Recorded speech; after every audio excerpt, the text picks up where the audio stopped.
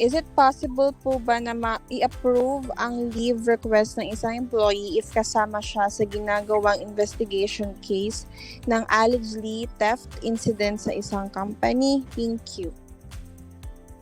Pwede naman, wala naman pong relation yung leave request, lalo na kung emergency, health-related, di ba? Kasi pag sinabi nating leave, you did not specify kung anong klaseng leave. Maraming klaseng leave, may mga emergency leave, may mga health-related leave like mental health or sickness leave. So marami pong reason. So kung mga valid naman yung reason, why not? No? Kahit po siya ini-investigate.